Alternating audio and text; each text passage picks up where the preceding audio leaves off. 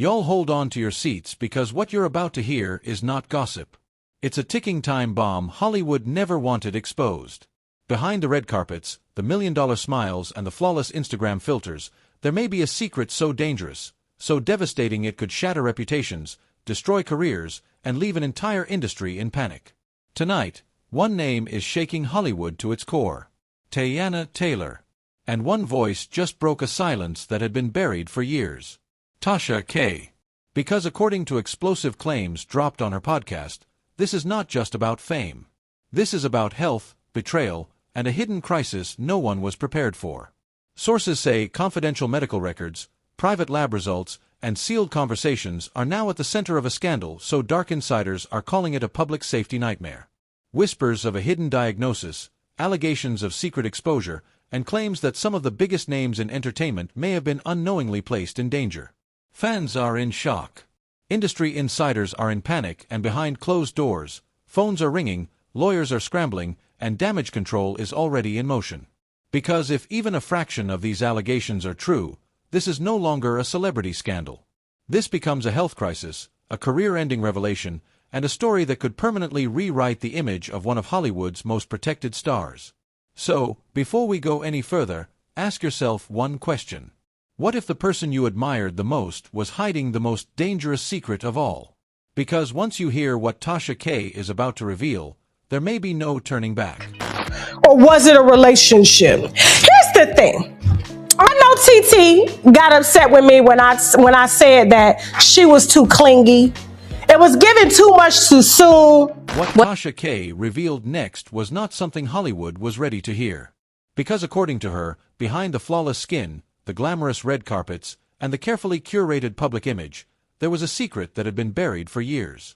Not rumors, not blind items, but what she described as medical history, confidential documents, and private warnings that were never meant to surface. She opened her podcast in a tone that immediately signaled danger. Not playful, not joking, but serious, controlled, almost cautious. And that alone sent shock waves through listeners. Because when Tasha K speaks in that tone, it usually means she's holding something heavy. She told her audience that Hollywood was not just built on fame and talent, but on silence, agreements, cover-ups, and secrets powerful enough to destroy entire careers. Then she said the name Teyana Taylor, and suddenly the room went quiet. According to Tasha, the story she was about to tell wasn't new.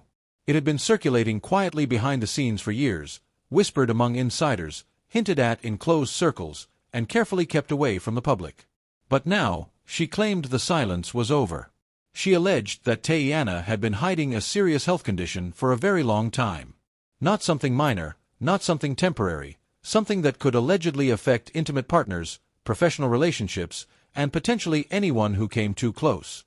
Tasha claimed this wasn't speculation. She said she had seen medical paperwork, confidential leaks, private conversations, and what those documents allegedly suggested was not only shocking, it was terrifying. According to her narration, this condition was not disclosed to several people who should have known. And the consequences, she warned, may have already unfolded in ways the public never realized. She carefully chose her words, allegedly, according to documents, based on confidential sources. But the implication was unmistakable that this wasn't just about one person. This was about risk, exposure, and a chain reaction that may have quietly spread through Hollywood's most powerful circles. And then she brought up relationships. Tasha claimed that during Teyana's most vulnerable period, right after her divorce, decisions were made that would later raise serious questions. She described Teyana as emotionally unstable at the time, fresh out of a painful public breakup, trying to move forward too fast, and possibly hiding something no one around her suspected. That's when she turned the spotlight to one name in particular, Aaron Pierre. And what she said next changed the tone of the entire story. Nasty. I mean, hell, baby daddy ex-husband just got the police called on him by one of Ra Ali's alleged girls that she sent down there to have a threesome with him. And then the girlfriend that he was supposed to have threesome with didn't want to participate, and she only wanted it to be a twosome. And so allegedly he wanted to force her to do it anyway. So she had to call the police to tell the police she didn't want to participate. When those words hit the air, listeners froze because now this was no longer just about health. This was about chaos, scandal, and behavior spiraling out of control. Tasha painted a picture of a woman unraveling emotionally, making reckless decisions and dragging people into situations they never expected to be part of. She claimed that during this phase, lines were crossed, boundaries disappeared, and environments were created that exposed people to far more than they ever signed up for. And then came the allegation that stunned the audience. Tasha claimed that Teyana's ex-husband, Amon Shumpert, may have been among the first people affected, not emotionally, physically. She did not say it directly, but the way she framed it, the pauses, the emphasis, the repeated use of allegedly, it left very little to the imagination. She suggested that the divorce may not have been driven by betrayal alone, but by fear. Fear of what had already happened and fear of what might be discovered next. According to her, after that separation, the pattern didn't stop. It continued. She alleged that interactions with other high-profile figures followed. Names that Hollywood protects carefully. Artists, actors, power players, and among those names, Kanye West, and once again, Aaron Pierre. Tasha claimed these were not casual encounters. These were relationships formed during a period when she suggested a serious health risk may have already existed, and that she warned is where the story becomes dangerous. Because now this wasn't just about betrayal. It became about public safety. She told her audience that if what she had seen in those documents was accurate, then this wasn't a private issue anymore. This was an industry-wide concern. She explained that in closed Hollywood circles, there are systems designed to quietly manage situations like this. NDAs, private settlements, medical silence agreements, reputation management. And she implied those systems may have already been activated. Phones ringing behind the scenes, lawyers moving fast, agents panicking. Because once a health-related secret becomes public, there is no controlling where the fallout lands. Tasha said the most disturbing part wasn't the condition itself. It was the alleged silence. The claim that people who should have been warned were never told. That trust may have been violated in the most irreversible way possible. And then she returned to Aaron Pierre. She described him as emotionally unprepared, fresh into fame, new to Hollywood power circles, and possibly completely unaware of what he was stepping into. She said his behavior afterward raised red flags, neediness, emotional dependence, confusion, almost like someone trying to process something they never expected to face. And that's when she dropped another brutal assessment. And all I'm saying is that I felt like it was forced. I felt like she was way too clingy, too soon. You just got out of a nasty, very public divorce. And I feel like he was just rebounding. Those words landed hard because suddenly the narrative shifted from romance to rebound. From attraction to emotional damage control, from love to distraction. Tasha suggested that this relationship was never meant to last. It wasn't built on stability. It wasn't built on honesty. It was built on escape. An escape from divorce, from scandal, from fear, and possibly from a truth that was getting harder to hide. She told her listeners that what disturbed her most was not the gossip. It was the pattern, the timing, the secrecy, the emotional volatility, and the number of people who may have unknowingly walked into a storm they never saw coming. By the time she finished this portion of the story, one thing was clear. This was no longer a celebrity relationship scandal. This was the beginning of something far darker. Because if what she was suggesting was even partially true, then the next chapters of the story would not be about heartbreak. They would be about risk, damage, and consequences Hollywood cannot erase. And as Tasha paused, listeners could already feel it. The most dangerous part of the story hadn't even been told yet. What Tasha K. described next is the moment the story stopped being a celebrity scandal and quietly transformed into something far more dangerous. Because according to her, the real threat was never emotional. It was biological. She leaned closer to the microphone, lowered her voice, and said something that instantly froze the room. That this was not just about broken relationships. This was about exposure, risk, and a silent network that may have stretched far beyond anything the public imagined. She claimed that once the alleged condition existed, every relationship afterward became a potential chain reaction. Not rumors, not speculation, but what she called a pattern of silence. According to Tasha, in private Hollywood circles, health disclosures are not handled like they are in the real world. They are managed, controlled, contained, and sometimes completely hidden. She explained that there are systems designed to protect reputations, not people, doctors who sign confidentiality agreements, lawyers who seal records, managers who redirect narratives, and in that system, truth becomes optional. She told her listeners that the most disturbing part of what she uncovered was not the diagnosis itself. It was the timeline. Because according to her alleged documents, this condition may have existed long before several high-profile relationships began.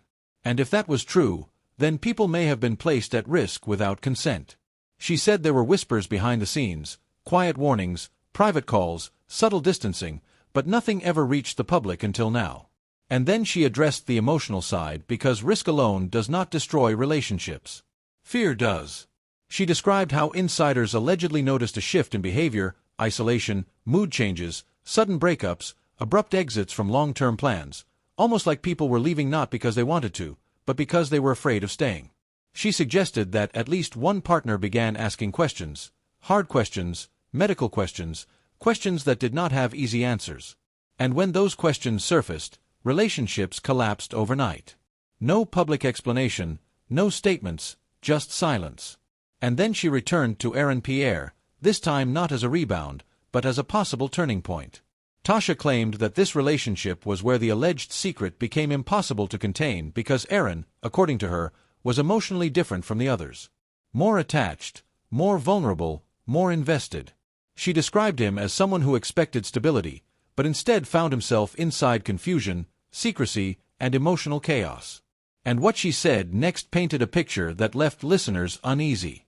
She claimed that after the relationship ended, people around Aaron noticed signs of distress, anxiety, withdrawal, and behavior that suggested someone struggling with something they did not know how to explain. And that's when Tasha made one of her most chilling statements. She said this was the moment when the situation quietly became an industry warning. Not public, not official, but whispered managers talking to managers, agents calling agents, doctors issuing private advice. She alleged that certain people were discreetly told to get tested. No announcements, no alerts, just silent precautions. And then she asked the question that shifted the tone of the entire podcast. What if this didn't stop with one relationship? What if it didn't stop with two? What if this was never contained at all? She told her audience that based on what she had seen, the alleged network extended further than anyone realized. Not just partners but collaborators, artists, actors, producers, people who shared intimate spaces during tours, filming, and private gatherings. And then she said the name that sent shockwaves through the chat. Leonardo DiCaprio. She did not accuse, she did not confirm, but she raised the possibility that if this pattern continued unchecked, even the highest levels of Hollywood could have been affected. And that's when she paused because now the room understood something critical. This was no longer gossip. This was a public health scenario. She told her listeners that in situations like this, silence becomes the most dangerous weapon of all because the longer people remain unaware, the larger the damage becomes. And then she shifted the focus back to behavior. She said one of the most telling signs was emotional imbalance, neediness, dependency, a craving for reassurance, almost like someone seeking comfort, not just from heartbreak, but from fear. And that's when she described how the relationship dynamics themselves revealed cracks in the story. He sounds a little bit more needy than what she's used to. That's why she slides another hoe into the bedroom because she ain't got time to be there. You know she be traveling. She got 2 kids she got to fend for. You know what I'm saying? And she be on everybody's project, including her own. And she ain't got time to be settling down and cuddling and sucking on a man's ear to make him feel comfortable. And every time I saw them together, he was always like...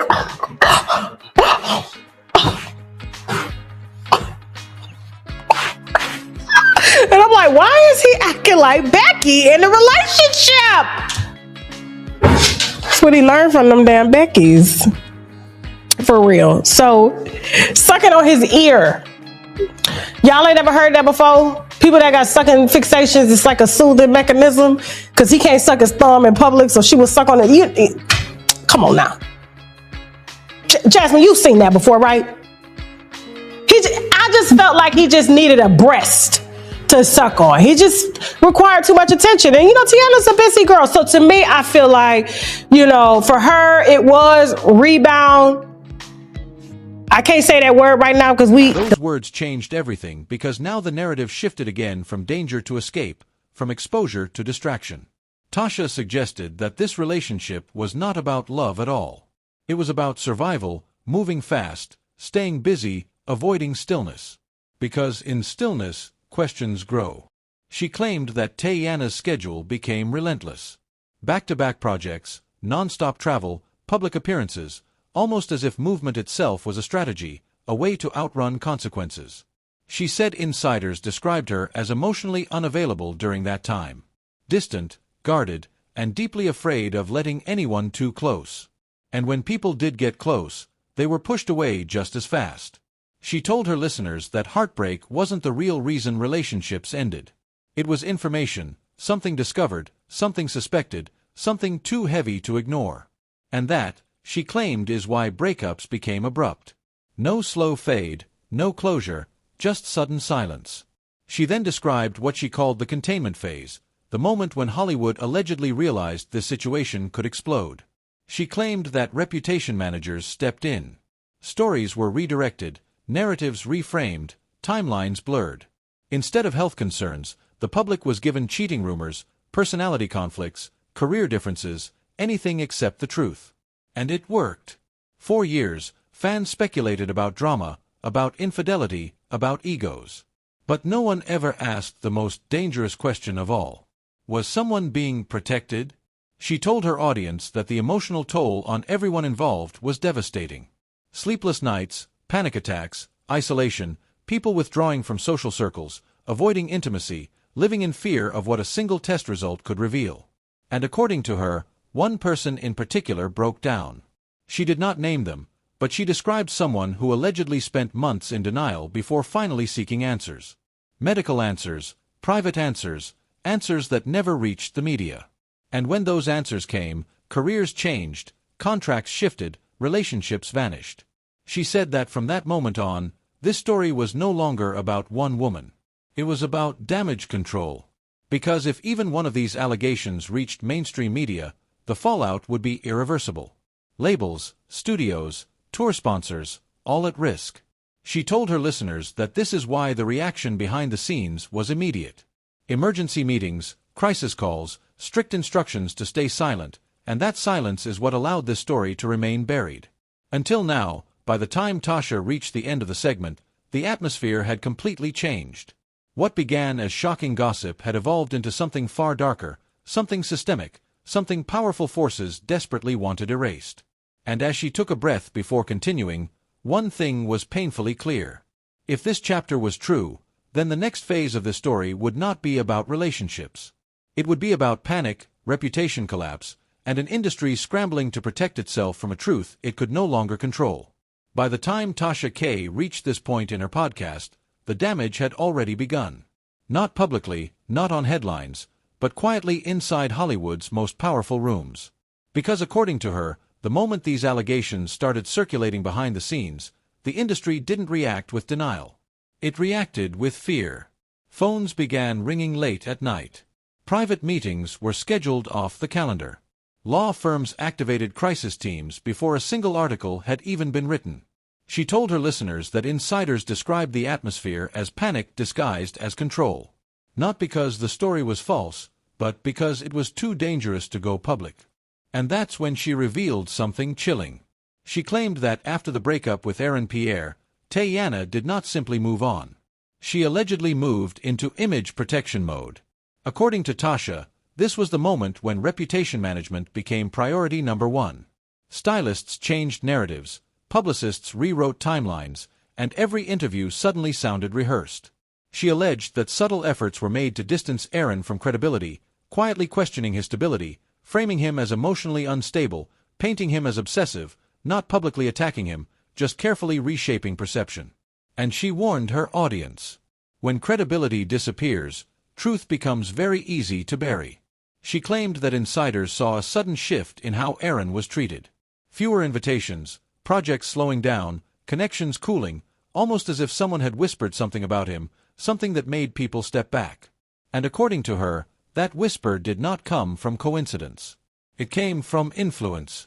She said this was the moment when the story turned strategic because once fear enters the room, power takes control.